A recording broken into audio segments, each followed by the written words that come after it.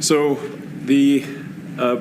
at a high level, if you say what is the goal of DOGE, and I think a significant part of the presidency is to restore democracy.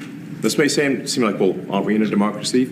Well, if you don't have a feedback loop, okay, we would have to, if you sorry. So I tell you, gravitas can be difficult sometimes. If there's not a good feedback loop from the people to the government, and if you have rule of the bureaucrat, or if the bureaucracy is in charge, and then what meaning does democracy actually have? If the people cannot vote and have their will be decided by their elected representatives in the form of the president and the Senate and the House, then we don't live in a democracy, we live in a bureaucracy.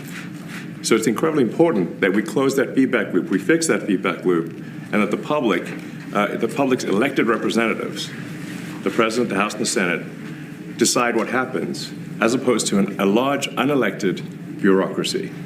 This is not to say that there are good people who are in the federal bureaucracy, but you can't have an autonomous federal bureaucracy. You have to have one that is responsive to the people.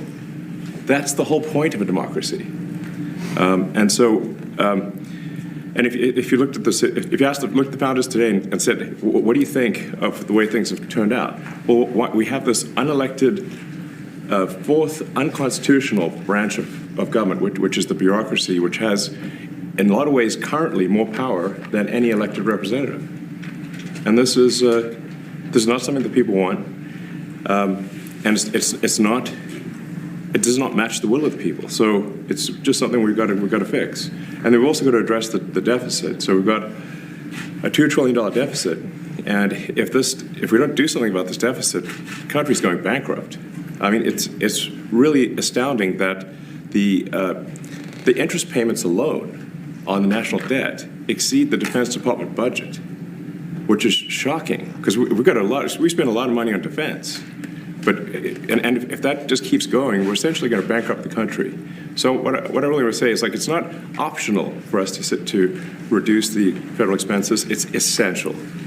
It's essential for America to remain solvent as a country, and it's essential for America to have the resources necessary to provide things to its citizens and not simply be servicing vast amounts of debt.